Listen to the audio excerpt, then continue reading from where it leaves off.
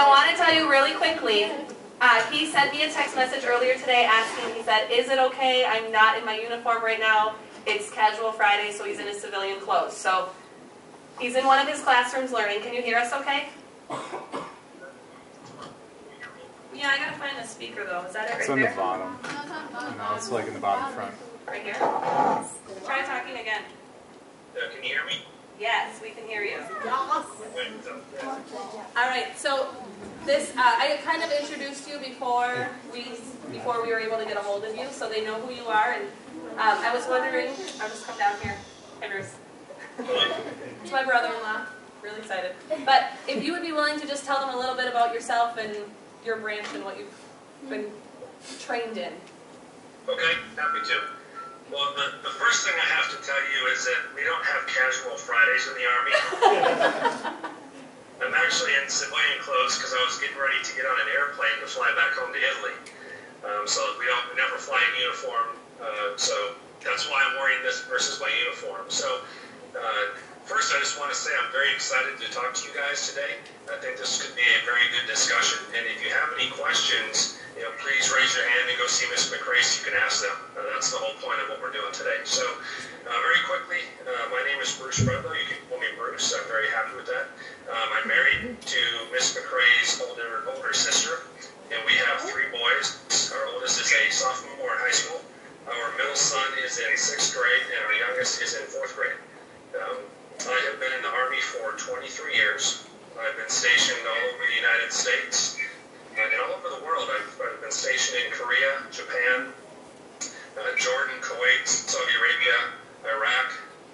So I've seen quite a few things, and that includes 5 trips over to the Middle East for Operation Iraqi Freedom and during Freedom and so forth. So I'm very familiar with the topic of today, which is post-traumatic stress disorder. The other thing I want you to know, just because it adds a little bit of flavor, is that I have the Army sent me to get a master's degree in sports psychology, and then I taught at the U.S. Military Academy at West Point for 3 years, teaching a lot of the things that we train our soldiers on so that they don't get PTSD when they deploy to these areas. So I'm pretty well versed in this topic. So with all that being said, Ms. McRae, do you want me to go ahead and cover a couple points here, or do you want to ask some questions? What do you prefer? Yeah, you can go ahead and cover some of the points first. Okay. I wrote down a couple notes, just because, when you get old like me, we tend to forget things, so we've got to take notes. One of the topics I wanted to cover was post-traumatic stress disorder versus post-traumatic stress. And that D, the disorder part, is pretty important, because a disorder means that a psychologist has diagnosed somebody with a condition because that condition prevents them from leading a normal life. And so that's probably, I don't know, I'm guessing here 10 or 15% of the people with post-traumatic stress. So the rest of them have post-traumatic stress, but it's not a disorder. They still may have nightmares. They wake up at night. If they hear a loud bang, that may cause them to drop to the ground very quickly, but it's not necessarily a disorder. And the reason I want to point that out is that you can have post-traumatic stress, meaning you have issues from it, you have to recover from it, you may have nightmares, but you can also have post-traumatic growth, where you can go through a traumatic event. You could lose your buddies, you could be put in a position where you have to kill the enemy, shoot somebody, but somehow you look at that situation differently and you actually grow from it versus having stress from it. So that's something important that I think I want you guys to understand, because we, as a military, know a lot more about this issue than did in the Civil War, or World War I, or World War II. Because we used to call it soldier's heart, shell shock, battle fatigue, and now it's post-traumatic stress. The reason we know a lot more about it is because of science. We can take MRIs of people's brain that have been through blasts, like an IED, and see where there's damage to the brain. And if you're playing sports, you hit your head, they call it a concussion. In the military, we call it mild traumatic brain injury. And we have specific protocols that we follow when somebody has a traumatic brain injury to let their brain fully heal before they go back out on the battlefield where they could potentially get injured again. So so I think one of the problems that we had in the Civil War and in the World War I and II is that we didn't necessarily appreciate the damage, the physical damage that took place to the brain in some of those cases. And so we would send people back out into the front lines when their brain was already injured. They get hit again, and now they could have lifelong damage. And that kind of ties into post-traumatic stress. So one of the things that we do in the military is we have, because of the science and the fact that it's okay to talk about things, is that we recognize that we need to train our soldiers before they ever deploy so that they have a much better chance, if they're involved in a traumatic event, of coming out of that with post-traumatic growth, where they grow from it. They learn how they handle stress. They look at life differently in a better way. They appreciate some of the things that they may have taken for granted before. And that also lessens the chances of them having post-traumatic stress with negative things associated with a traumatic event. As an example, I'm sure Miss McRae has told you about this already, but her grandpa was involved in some pretty heavy fighting in World War II. That was in about 1944. Do you know when he started talking about it, opening up about it? It was about the mid-1990s. So that's 50 years after he went through all that combat, all that stress, he started talking about it. So for 50 years, he kept it bottled up inside. And I think he's one of the very few people that was able to survive a pretty normal life, having gone through all that stuff that he did in Europe for World War II. So what we try and do as military officers and leaders is get our people connected to the right resources when they can talk to people after they've gone through a traumatic event so they don't have to keep it bottled up inside. Because the only way you can deal with things is to talk to somebody who's been through it or knows how to deal with it, help you sort through those feelings and those emotions that you have so that you can lead a productive life. So some of the things that we do, classes that we train our soldiers on, different things, some of them involve introspection or looking inside yourself, learning about yourself so you know how you react to different situations, so you know how you react to something, you know what your values are. Some people are not able to, shoot an enemy soldier. They just are not able to do it, so we deal with them differently and perhaps don't send them to combat operations. Other people want them to think through that so they're prepared in case they're faced with that circumstance, because it's not easy to take somebody's life. That's a very big decision that people have to think about ahead of time, not after the fact. And so the training that we put our people through, they're able to address those situations before it's a real event. And although we have not completely fixed the issue, because I don't think you can ever do that, we're at least getting much better at dealing with it so that we can help soldiers prevent having post-traumatic stress. And then the ones that do get it, we can treat them much better. We also offer services while people are deployed, like some of our counselors, our psychologists, our chaplains, so that when something happens, they can talk to somebody right away and not have to keep it all bottled up inside until they get home, and then they're back with their spouse and kids who have no idea what they've gone through, and then they don't feel like they can talk to somebody. And then before a soldier redeploys, they have to go through more training and also a screening process where they fill out questionnaires and talk to somebody if necessary to try and identify that if they've had post-traumatic stress or gone through traumatic events, we can identify it much earlier and get them the treatment that they need.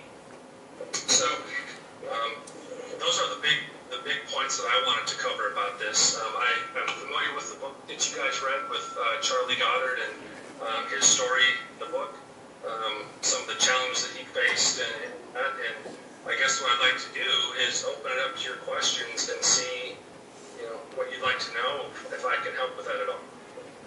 Does anyone have any questions that they would like to ask? You want to come up here and you can ask him so we can see you? Is that okay? Just tell him your name and then go ahead and ask your question, but you can look right into the camera.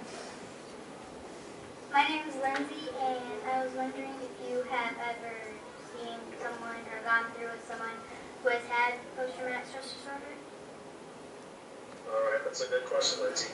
I have, like I mentioned, I've been in Army for a pretty long time, and so I have worked with plenty of soldiers who have experienced traumatic events. I think one of the hard things to answer that question is I don't know if they had post-traumatic stress disorder. I don't think the people that I have worked with have been that extreme has impacted their ability to live a normal life. But there's plenty of guys that I have worked with who have been in very difficult combat situations where they have nightmares. They can't seem to get past it. But it doesn't necessarily affect them living their life. It lessens the quality of their life. So yeah, I've worked with quite a few folks in that field. Also, when I taught at West Point, we would go down and train our special forces down at Fort Bragg, and a lot of those guys were involved in very difficult situations. They were also better prepared to handle it. They were more prepared when they went into situations they might encounter, what they might expect, so that when they were in that situation to make the decision basically very quickly without thinking about it, they were able to quickly move past that because they already knew what was important to them.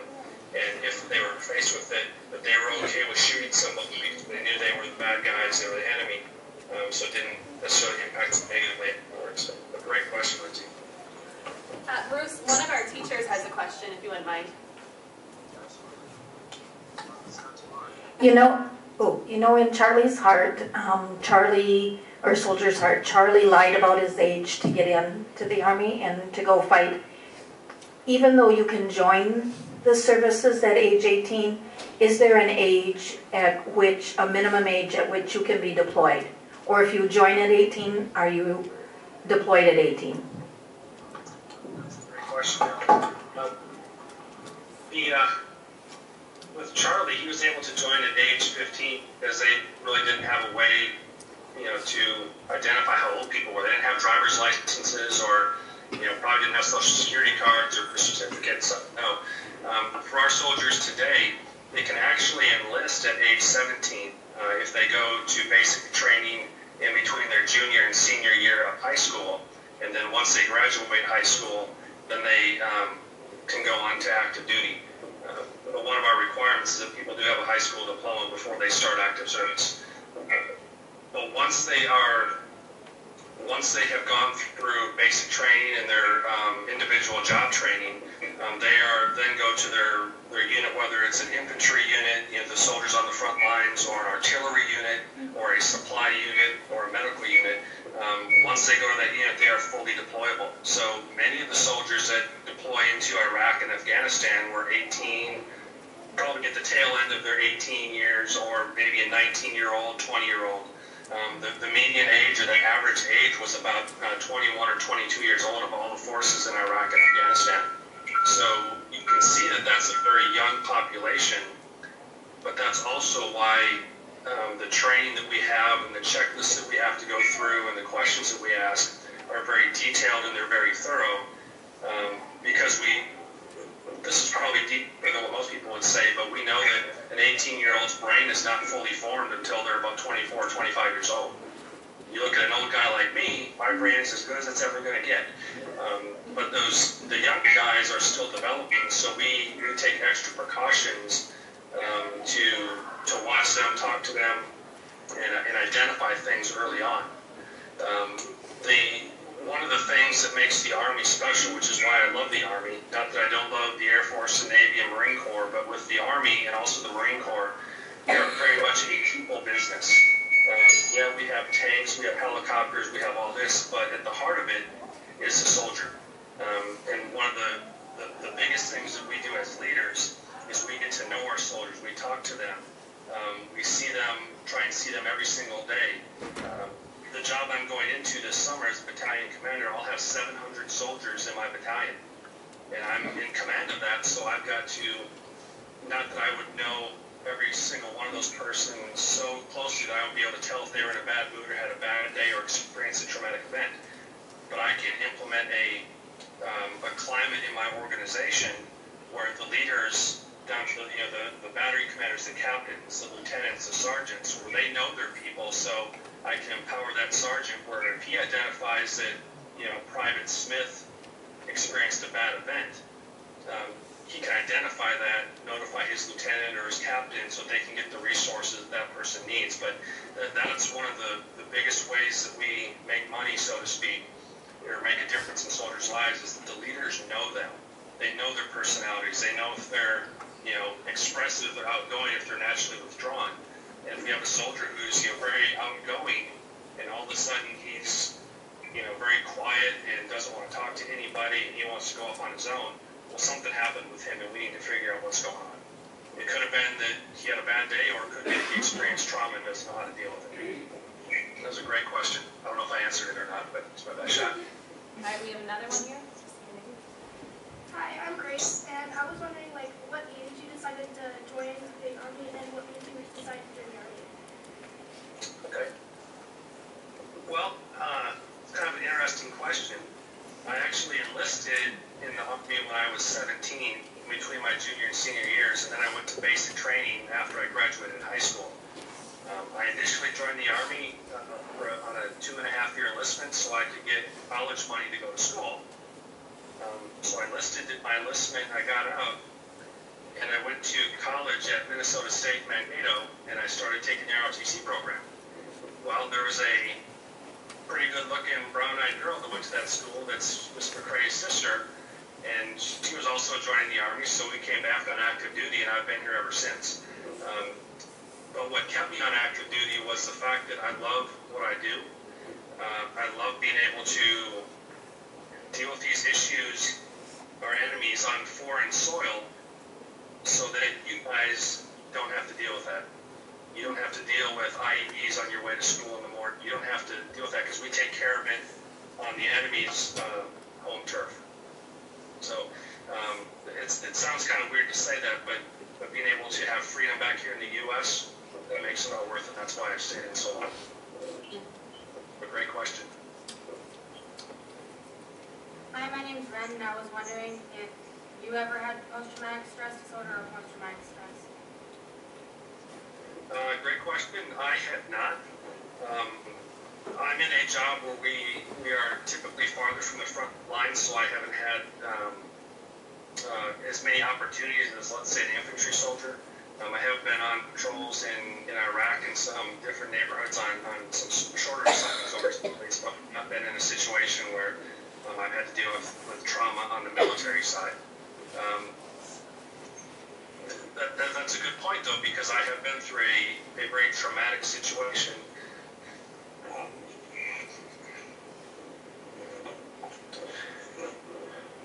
Mr. McRae can tell you later, but my son almost died.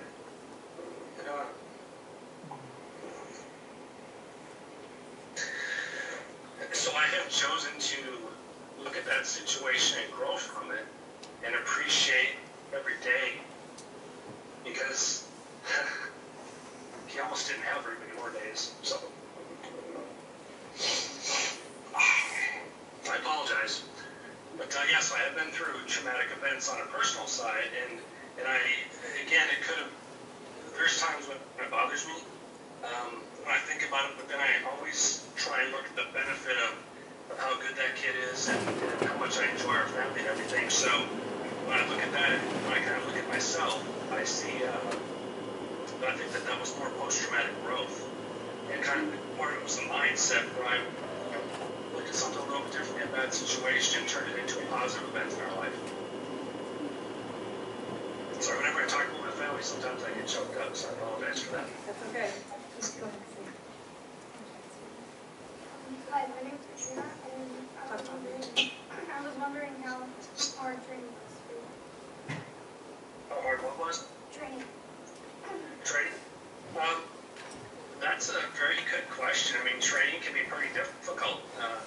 We spend a lot of time training our soldiers from the initial training they get once they join the military, which we call basic combat training or advanced individual training.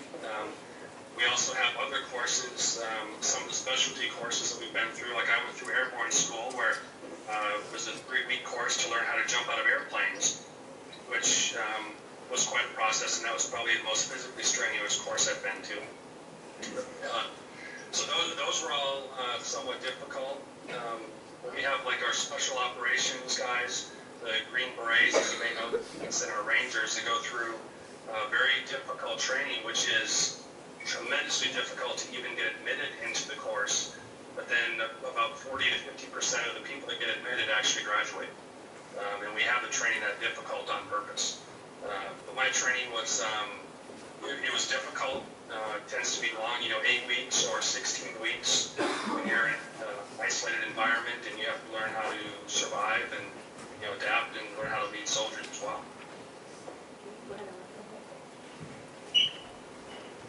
Hi, my name is Ella, and I was wondering how many years of training did you have total? Let's see. I have been through, in terms of, I'm trying to think back over the course of 23 years, that's kind of a long time.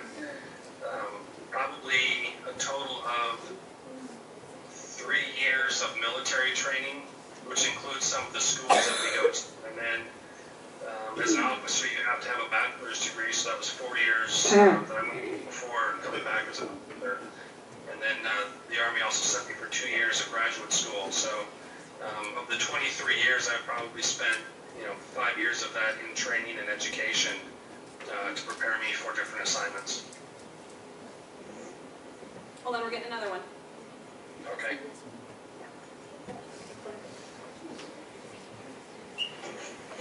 I'm screening them first for you, Bruce. Hi, I'm Elena. I'm wondering why you started why you wanted to join the Army. Well, like I mentioned, I didn't want to go to college right away. I wanted to go eventually, but I kind of think I picked the Army versus the Air Force or Navy or Marine Corps because my dad was in the Army. And where I grew up in Minnesota, kind of like you guys, there's not a whole lot of military around, so I didn't have a lot of, I wasn't exposed to a lot of different military units. So my dad occasionally talked about his time in the Army, so in my mind, it seemed like the right thing to do, and I got to tell you, I've enjoyed it. It was a good choice.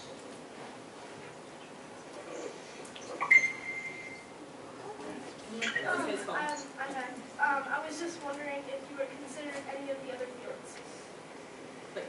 Like Navy. Yeah, like Navy, Marine. Did I or would I now? Like, would you now or did you? Well, the only, when I was enlisted in the Army, the only other service I really considered was the Marine Corps. I ended up choosing the Army. I think all 4 services, actually 5 services, if you include the Coast Guard, are excellent service. We are a very professional force, and we take a lot of pride in disciplining ourselves and ensuring that we are a very high caliber organization. So in my last 3 jobs, I've worked quite a bit with Navy and Air Force personnel in all great services. So if I could rewind back to 1991 when I enlisted, I think I would still pick the Army all over again, but I wouldn't have any heartburn if I had chosen the Navy, Air Force, or Marine Corps. Those are all great services. All right, good enough. Hi, my name is Georgia, and I was wondering what's the best part of being in the Army? What's the best part about being in the Army? I'm not sure I have enough time to answer that question because there's quite a bit of things I love about the Army. One is the camaraderie or the teamwork that we have, where I know that if I have an issue, if I need help, I can call up my buddy and he's there for me. No question. That's kind of just how we roll. So that is probably the single most part about being in the military. A lot of the other benefits are I've got to see a lot of the world. I've lived in a lot of countries, and my kids have grown up living in Japan, Italy. My oldest son visited me in Saudi Arabia for 6 weeks when I was stationed over there, and he had a summer job for the government over there. So there's just been a lot of great opportunities that I've been able to take advantage of in the Army. Very much enjoyed it. All right, Bruce, we actually have to wrap it up a little bit so that kids can get back and take their tests. But I just wanted to thank you for taking your time to do this. And if anyone else wants to say thank you.